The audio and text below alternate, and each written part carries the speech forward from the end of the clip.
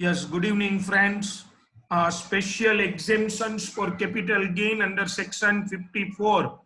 We have already discussed 54 and 54B and 54F. Three provisions we have already discussed. Now, section 54D. Yesterday we have also discussed 54D. Friends, D stands for Dadagiri. Government ni Dadagiri.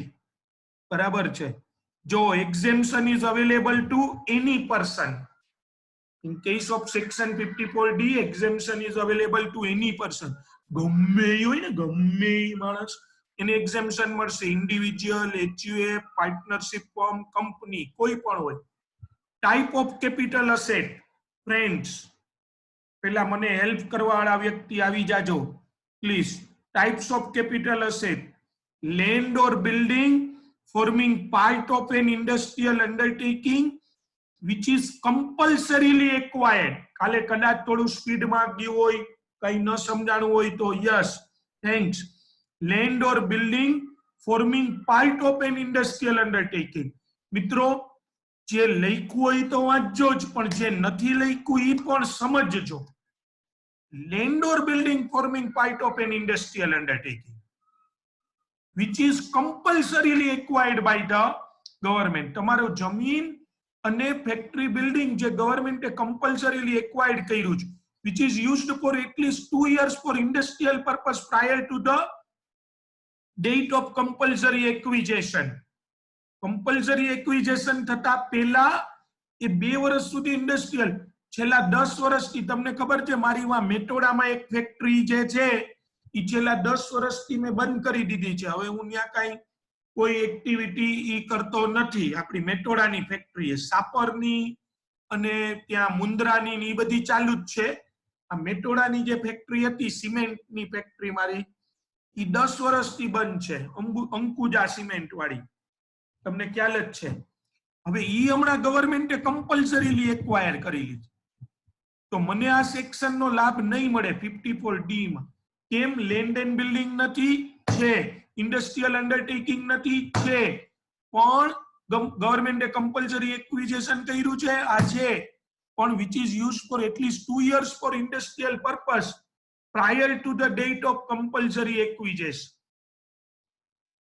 આપણે પછી જ્યારથી ઓલું cement block બનાવવાનું ચાલુ કરી દીધું ત્યારથી આ સિમેન્ટ મેન્યુફેક્ચરિંગ બંધ કર્યું ને, એટલે છેલ્લા 10 વર્ષથી હું ત્યાં ઇન્ડસ્ટ્રીયલ અન્ડરટેકિંગ એમને જ પડ્યું છે, ખાલી જ કોઈ કામ નથી, તો નહીં લાભ મળે.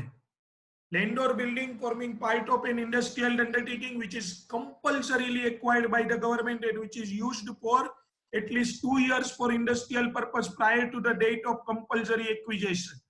Nature of capital asset, friends, may be anything. ST or LT. ST short term capital asset hoy अथवा तो long term asset to be acquired. જો સામે કઈ નવી asset લેવાની છે? land or building forming part of industrial undertaking. એની સામે residential house લઈ લેશો તો નહીં બાદ મળે. ના, એની સામે તમારે શું લેવું પડશે? land or building for industrial purpose. time limit for acquiring the new asset 3 years from the date of receipt of compensation. જો 3 years forward, આમાં ઓલી કોઈ બેકવર્ડ ડેટ નથી, બેકવર્ડ અને 3 વર્ષમાં લઈ લેવાની ફોરવર્ડ. પણ તમે જે બોલ્ડ કરેલું છે ઈ બોલ્ડલી જોજો તમે. receipt of compensation 3 years forward from the date of receipt. જે દિવસે compensation મેં તમને 54F માં બે જગ્યાએ આ કીધેલું કે જો કમ્પલ્સરી એક્વિઝિશન થયું હોય તો 54 અને 54F બંનેમાં ટાઈમ લિમિટ જે 2 years 3 years ની છે પરચેઝ અને કન્સ્ટ્રક્શન ની, એ ડેટ ઓફ રિસિપ્ટ થી ચાલુ થાય, નહીં કે ડેટ ઓફ ટ્રાન્સફર થી. મિત્રો આમાં 54D માં એવું કેવું જ ન પડે, કારણ કે 54D છે એ એપ્લિકેબલ જ ક્યારે થાય? ફરીથી એકવાર, when land and building forming part of an industrial undertaking is compulsorily acquired. જ્યારે compulsorily acquired થાય ત્યારે જ. તો આમાં તો date of receipt of compensation થી 3 years હોય. સવાલ જ નથી બીજું. અચ્છા, કોઈ તરત જ ત્યાં પોતાની ઘરે બેઠા બેઠા મનમાં પ્રશ્ન પૂછે છે કે 54B કેમ ન બોલ્યા? એમાંય date of receipt of compensation થી ના. 54B માં જો અર્બન એગ્રીકલ્ચરલ લેન્ડ હોય ઓન્ડ બાય ઇન્ડિવિજ્યુઅલ HUF હોય and if it was compulsorily acquired by the government then section 10 subsection 37 shall be applicable. તો એ કેપિટલ ગેઇન એક્ઝેમ્પ્ટ જ છે, એના માટે કોઈ 54 માં ઇન્વેસ્ટ કરવાની જરૂરિયાત નથી.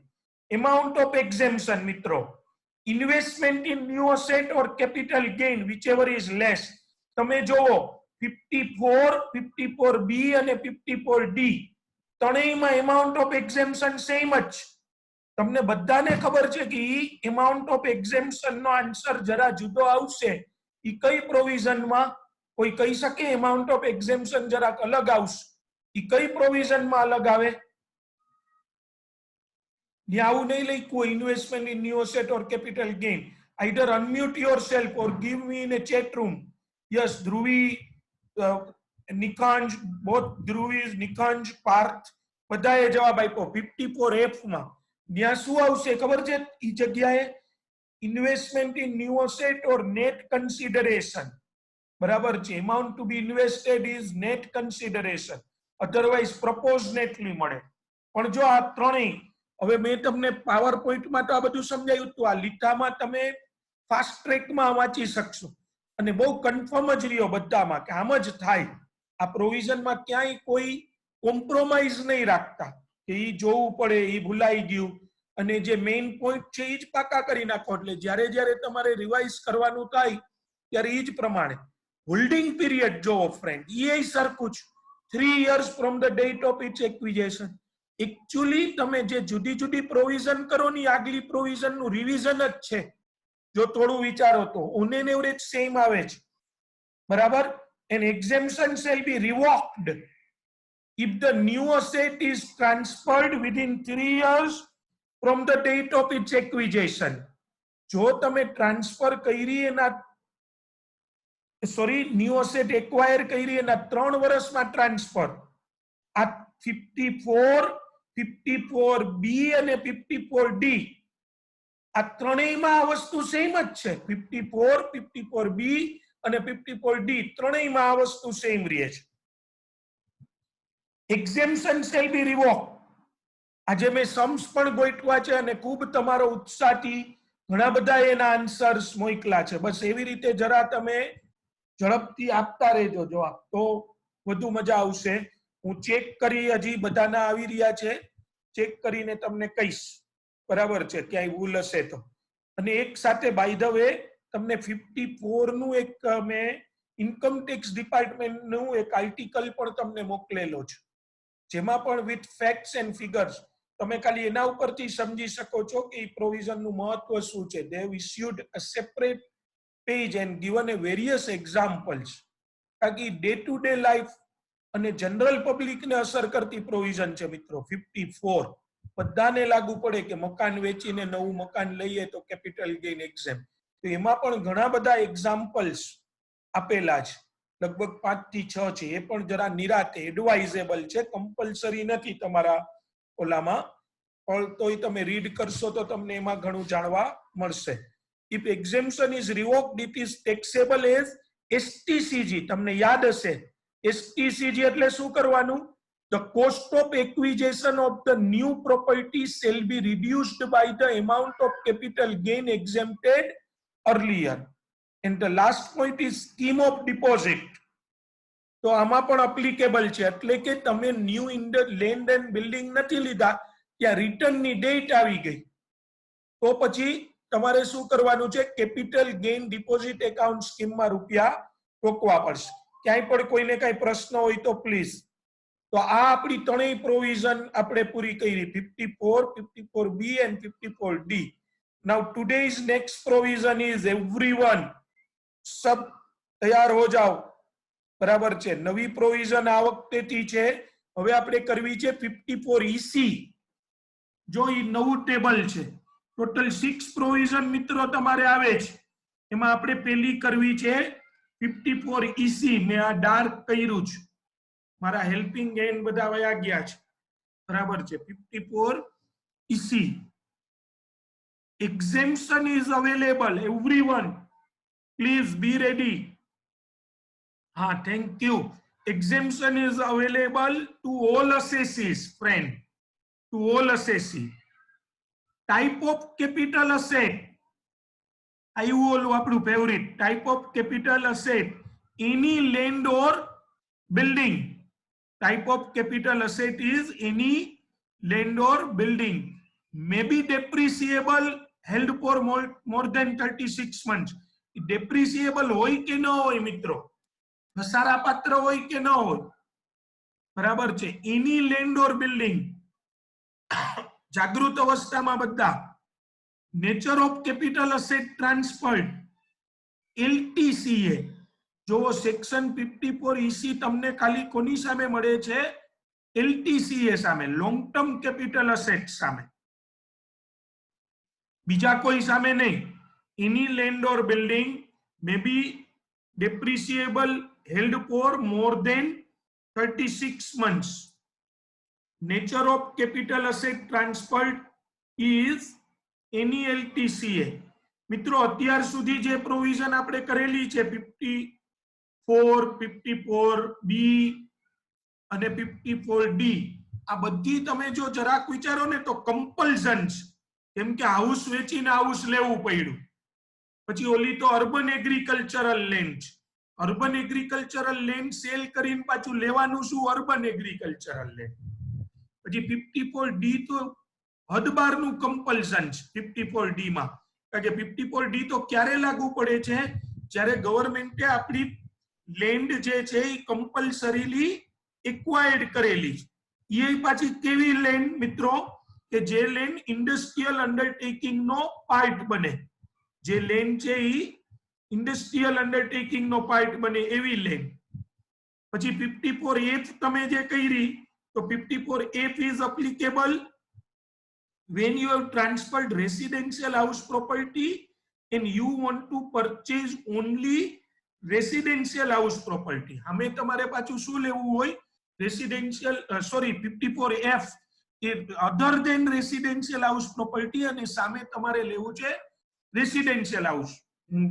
એ ચેન્જ કરું છું કે other than RHP, એની LTC other than RHP અને સામે RHP લેવાનું છે. તો તમે 54F લ્યો છો. પણ માની લ્યો મિત્રો કે કોઈએ લેન્ડ એન્ડ બિલ્ડિંગ સેલ કર્યા, પોતે લેન્ડ એન્ડ બિલ્ડિંગ છે એ સેલ કર્યા.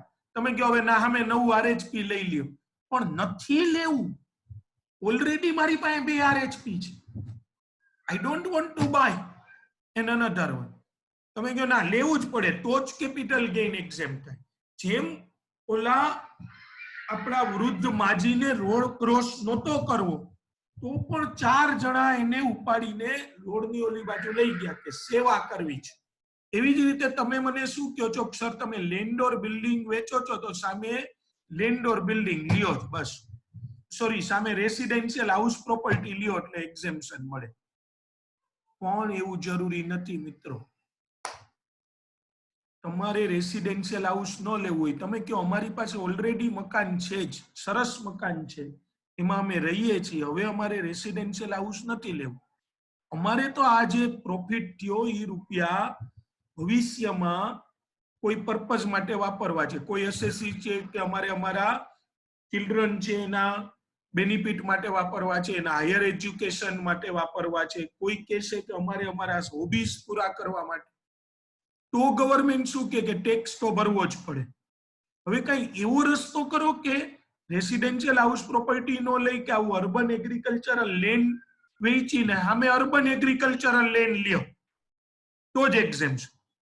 અરે પણ અર્બન એગ્રીકલ્ચરલ લેન્ડ એટલે એવી હતી તો આ વેચ્યું કામ અમે? અમારે નથી જોઈતી agricultural land. Compulsorily acquired land and building નું થયું તો કે ટેક્સ ભરો ને કા અમે land and building for industrial undertaking લ્યો.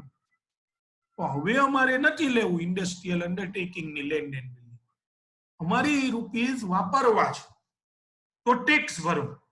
આવું ન થાય એટલે જો ગવર્મેન્ટે તમને એક બેનિફિટ આપ્યો છે 54EC નો બેનિફિટ છે મિત્રો. એમાં એવું કીધું કે કોઈ પણ લોંગ ટર્મ કેપિટલ અસેટ જે છે લેન્ડ ઓર બિલ્ડિંગ એ તમે સેલ કરો અને સામે તમારે national highway authority of India NHAI नाम तो सुना होगा बराबर, rural electrification corporation RECL or any other bonds notified by the Indian government, bonds, NHAI bonds, RECL bonds અને હજી પણ નોટિફાઈડ કરેલા છે મિત્રો, તમારે લખવું હોય તો લખી લેજો, પાવર ફાઇનાન્સ કોર્પોરેશન લિમિટેડ આ લખ્યું છે ને, or any other bonds notified, તો at present notified by the government is power finance PFCL, yes નિકંજ, PFCL power finance corporation limited and Indian Railway Finance Corporation Limited IRFCL, Indian Railway Finance Corporation Limited. આ ચારના bonds તમે લઈ શકો. માનો કે મેં મારું રેસિડેન્શિયલ હાઉસ વેચ્યું અને સામે ના નિકંજ ગોલ્ડ બોન્ડ નહીં ચાલે, ગોલ્ડ બોન્ડ નહીં ચાલે, આ ચાર જ ચાલશે, RECL, NHAI, પાવર ફાઇનાન્સ અને ઇન્ડિયન રેલવે, એ ચારના જ બોન્ડ, એ સિવાય એકેય નહીં. તમે કહો ICICI ના બોન્ડ છે એ અહીંથી લઈ ના, ક્યાંયથી નહીં લેવાના, ICICI, HDFC કોઈના બોન્ડ નહીં, આ હું ચાર બોલ્યો એ જ, અને એ તમારે લઈ લેવાના. પણ મેક્સિમમ એક્ઝેમ્પશન તમને આ સેક્શનમાં અથવા તો મેક્સિમમ ઇન્વેસ્ટમેન્ટ તમે કરી શકશો મિત્રો 50 લાખ રૂપીસ, 50 લાખથી વધારેના નહીં તમે ઇન્વેસ્ટમેન્ટ નહીં કરી શકો, એટલે કે મેક્સિમમ એક્ઝેમ્પશન તમને 50 લાખ નું મળશે. અચ્છા, ક્યાં સુધીમાં બોન્ડ લઈ લેવાના? 6 months from the date of transfer, 6 months forward from the date of transfer. કેમ આમાં 2 વર્ષ 3 વર્ષ નો આપ્યા, 2 વર્ષ ને 3 વર્ષ એની જરૂરિયાત નથી મિત્રો, કારણ કે આ બોન્ડ્સ માં કોઈ ચોઈસ નથી. તમે મકાન લેવા જાવ ને ત્યારે તમારે ચોઈસ હોય, આ મકાન લેવું કે આ ન લેવું, જ્યારે આમાં એવી કોઈ ચોઈસ તમને આપેલી નથી. એટલે 6 months. માનો કે કોઈએ, એવરીવન જરા સમજજો, બસ મીટિંગ ટાઈમ આપણો આવી ગયો છે, કોઈ વાંધો નહીં, ભલે આવ્યું.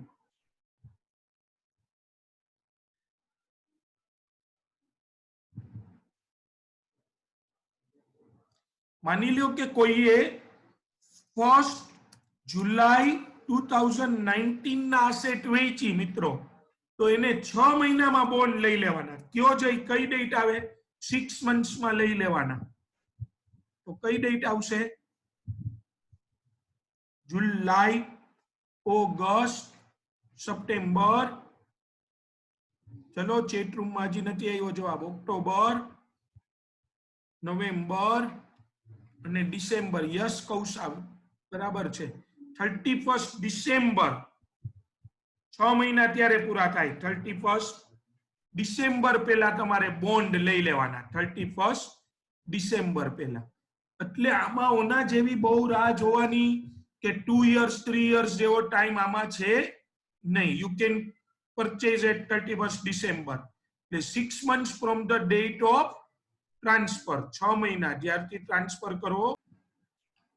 Now the next is, what is the amount of exemption? Friends, it is exactly like 54. 54 જેવું જ રહેશે. Investment in new asset or capital gain, whichever is less. જે નવી અસેટ લીધી એમાં તમે જેટલું ઇન્વેસ્ટ કરો બોન્ડ્સમાં, 4 પ્રકારના બોન્ડ્સ આપણે વાત કરી પ્રમાણે, or capital gain, whichever is less. Suppose land and building cell કરતા તમને long term capital gain 45 lakhs છે. લેન્ડ એન્ડ બિલ્ડિંગ જે સેલ કર્યું એમાં તમને લોંગ ટર્મ કેપિટલ ગેઇન જે છે એ 45 lakhs. સો 45 lakhs નો લોંગ ટર્મ કેપિટલ ગેઇન છે એ તમારે એક્ઝેમ જોતો હોય તો બોન્ડ્સ કેટલા લેવાના થશે? 45 lakhs investment in new asset. And another very important point is holding period. The holding period of this bond should be 5 years, friends. આમાં થોડું અમેન્ડમેન્ટ છે 5 વર્ષનો holding period. You cannot transfer these bonds till 5 years from the date of its acquisition. તમે a bond છે એ 5 વર્ષ સુધી it should be from the date of acquisition. બરાબર છે. એ ત્યાં ઓર કન્સ્ટ્રક્શન ન લાગુ પડે from the date of its acquisition. 5 વર્ષ સુધી તમે એ ટ્રાન્સફર ન કરી શકો. And then your question કે સર 5 વર્ષમાં ટ્રાન્સફર કરીએ તો, પણ એ પહેલા એક મહત્વની વસ્તુ, then exemption will be revoked naturally.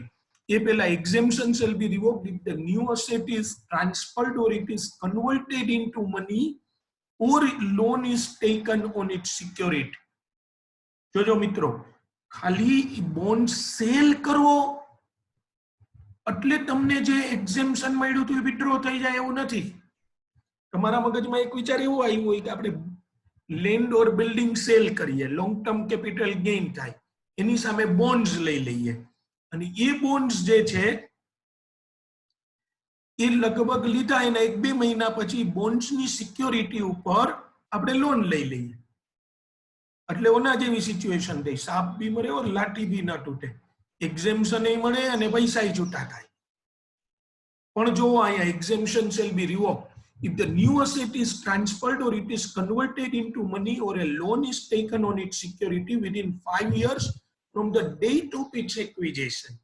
અમે જ્યારથી લીધા ત્યારથી 5 વર્ષ સુધી જો એ બોન્ડ તમે સેલ કરશો, ટ્રાન્સફર કરશો અથવા તો મનીમાં કન્વર્ટ કરશો કે એની સામે કોઈ લોન લેશો તો તમારું એક્ઝેમ્પશન રિવોક થઈ જશે.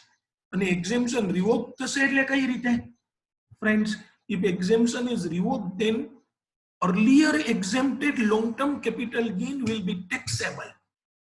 Earlier exempted long-term capital gain will be taxable. It's not like 54 or 54B and 54D. જો તમને યાદ હોય તો એ ત્રણેય પ્રોવિઝનમાં આપણે શું કર્યું છે? In those 3 provision, even if you will transfer the property within 3 years, exemption shall be revoked. પણ ત્યાં પદ્ધતિ શું હતી?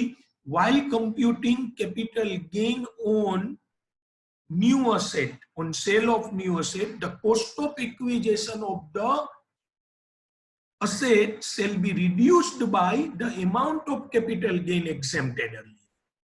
ત્યાં એ નવું મકાન, માનો કે 54 ની વાત કરી તો નવું મકાન સેલ કરીએ છીએ, 1.5 year માં જ સેલ કરી નાખ્યું. ના પાડી હતી કે 3 years સુધી નહીં સેલ કરતા, પણ તોય કર્યું. નવા મકાન ઉપર જ્યારે કેપિટલ ગેઇન ફાઇન્ડ આઉટ કરો છો ત્યારે એ નવા મકાનની કોસ્ટ ઓફ એક્વિઝિશન જે છે એ કેપિટલ ગેઇન જેટલો મળ્યો તો તમને એક્ઝેમ્પ્ટ એનાથી ઘટી જાય. એટલે ઇનડાયરેક્ટલી તમારા હાથમાં જે એક્ઝેમ્પ્ટેડ કેપિટલ ગેઇન હતો એ ટેક્સેબલ થઈ જાય. પણ 54EC અને 54EE as well as 54F એમાં જો તમે ડિફોલ્ટ કરો છો તો જે કેપિટલ, ઈ સિમ્પલ છે ઉલટું, કે જે કેપિટલ ગેઇન તમને ભૂતકાળમાં એક્ઝેમ્પ્ટ થયો તો એ ફરીથી ટેક્સેબલ થઈ જાય. The next point is scheme of deposit. Friends, in the case of section 54, you have to invest your money within 6 months from the date of transfer. There is nothing like a period of 2 years or 3 years. So scheme of deposit is not applicable as it is not required. A applicable એટલા માટે નથી કે જરૂરી જ નથી. Just take a decision and then deposit the amount and then file your income tax return. So return ની date પહેલા તમારે decision લેવું કે ન લેવું તો generally લેવું જ પડશે. Auditable assessee હશે એ તમે જરા વિચારો કે 31st માર્ચના લેન્ડ ઓર બિલ્ડિંગ સેલ કરે તો એની રિટર્ન ભરવાની છેલ્લી ડેટ એ 30th સપ્ટેમ્બર છે અને આ સેક્શનમાં એક્ઝેમ્પશન મેળવવા માટે બોન્ડ લેવાની ડેટ પણ 30th સપ્ટેમ્બર.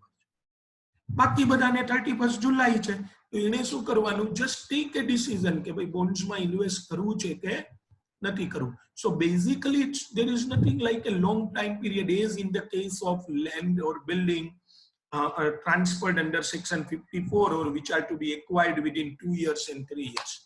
એવી કોઈ અહીંયા જરૂરિયાત નથી. એટલે તમે જોઈ શકો છો આપણે 54EE હવે કરીશું, પણ 54EE અને EC બંને ઓન એન એવરેજ સેમ છે તો એમાં applicable નથી. તો ફ્રેન્ડ્સ આ સાથે આપણે 54EC નું ડિસ્કશન અહીંયા પૂર્ણ કરીએ છીએ. 54. Next provision is 54EE. Exemption is available to all assessee. Jo friends, પાછું આ કોના જેવું આવ્યું? Exemption કોને available છે? All assessee. And dented and type of capital asset transferred, any capital asset, ગમે asset હોય ને, ગમે asset હોય ને તો ઈ ચાલશે. Nature of capital asset long term.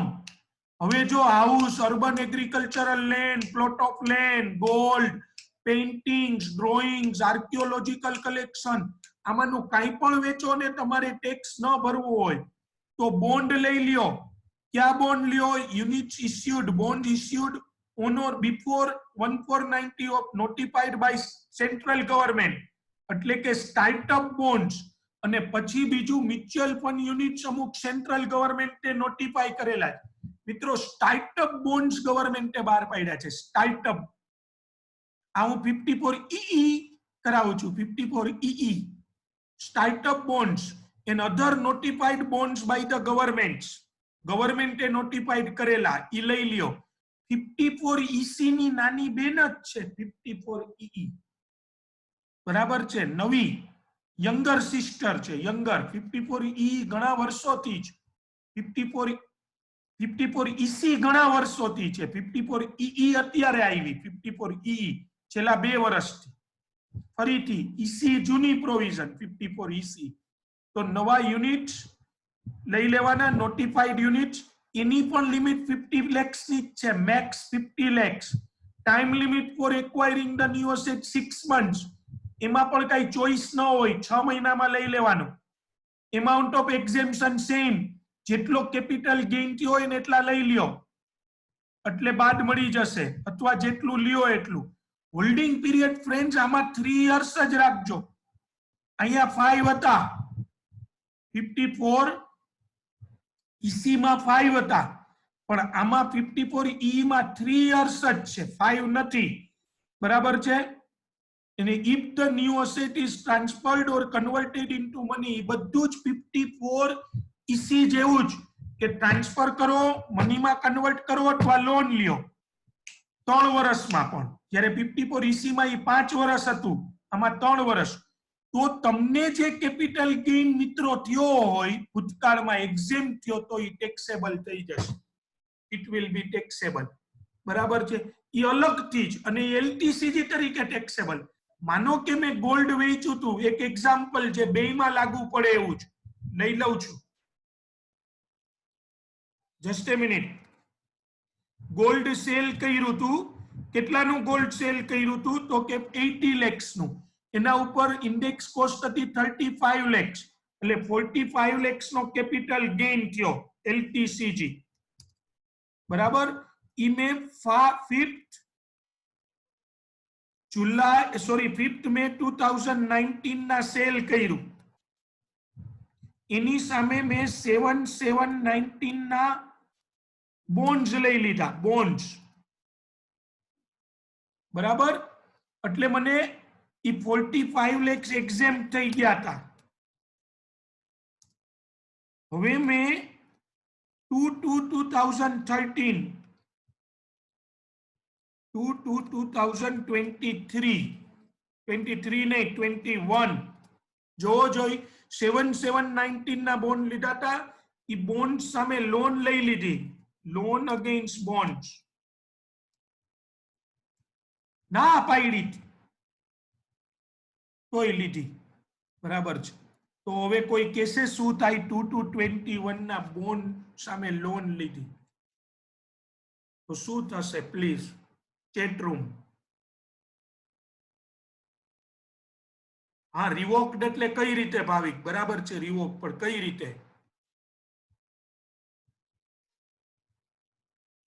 એની અસર શું? રિવોક થઈ જશે, એક્ઝેમ્પશન વિલ બી રિવોક, પણ શું બનશે?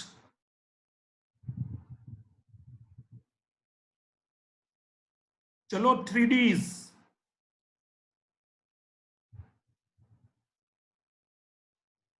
$45 lakhs. Yes Kritik, 45 lakhs LTCG તરીકે ટેક્સેબલ. ક્યાં વર્ષમાં? ટેક્સેબલ થશે કયા વર્ષમાં? ટ્રાન્સફર નું યર. યસ, એટલે આપણી પાસે છે 2020-21 ટેક્સેબલ ઇન પીવાય 2020-21 AY 2021-22 અને માનો કે મિત્રો આ વેચા હોત તો if bonds are sold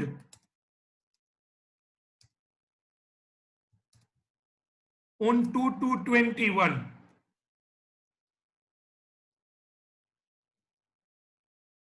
તો બોન્ડ ઉપર કેપિટલ ગેઇન ગોતવાનો.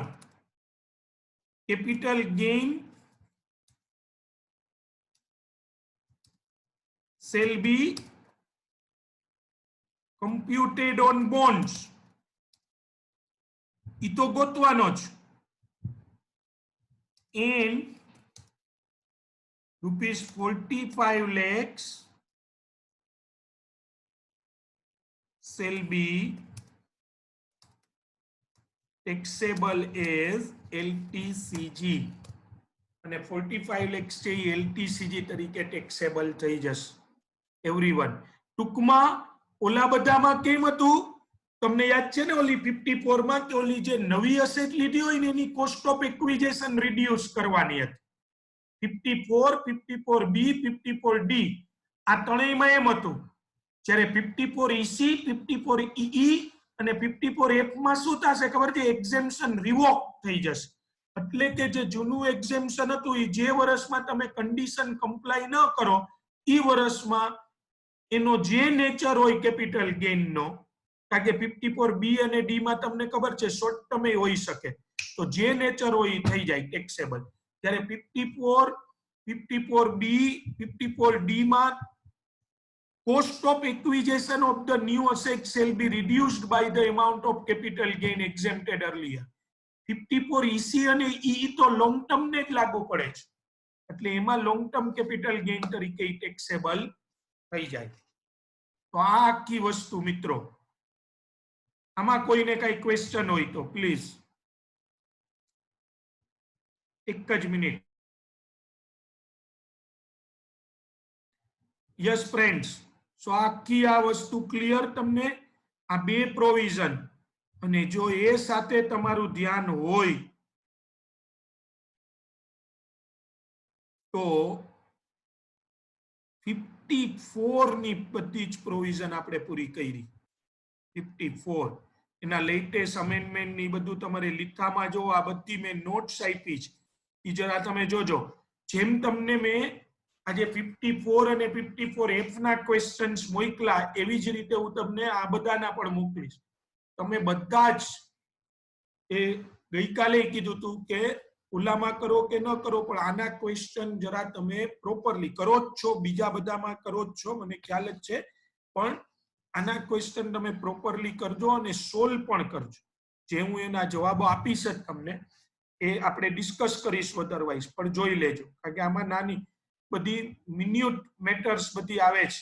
સાથે સાથે આ લીથાની બધી નોટ્સ વાંચો અને મોડ્યુલ માંથી પણ સ્ટડી મટીરિયલ માંથી પણ એકવાર 54 સિરીઝ બધી જોઈ લ્યો. 54, 54B, 54EC, 54EE, F આ બધી જ એ ખાસ તમે ત્યાં ચેક કરી લ્યો.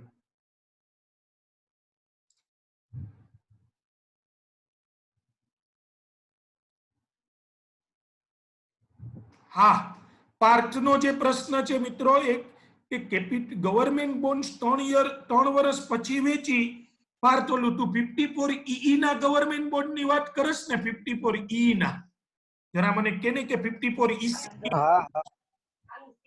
જો પાર્થ EE માં વેચી 54EE માં તો એમાં તો 3 વર્ષનો જ ટાઈમ પીરિયડ હતો, એટલે 3 વર્ષ પછી તું વેચી નાખ તો ઈ તારે કેપિટલ ગેઇન થાય જ, ડેફિનેટલી થાય, પણ એક્ઝેમ્પશન રિવોક ન થાય. ત્યારે 54EC માં તો તું વેચીશ ને 3 વર્ષ પછી, 3 થી 5 વર્ષની વચ્ચે વેચીશ તો એનો લોક ઇન 5 વર્ષનો છે 54EC માં, તો એમાં રિવોક કઈ થશે અને સાથે કેપિટલ ગેઇન ઉપર તારે બોન્ડ ઉપર કેપિટલ ગેઇન પણ ગણવો પડશે. કેપિટલ ગેઇન ઉપર બોન્ડ ગણવા પડશે એમ નહીં, બોન્ડ ઉપર કેપિટલ ગેઇન ગણવો પડશે. Is it clear? Okay. Anyone else? બીજું કોઈને કઈ ડાઉટ હોય તો?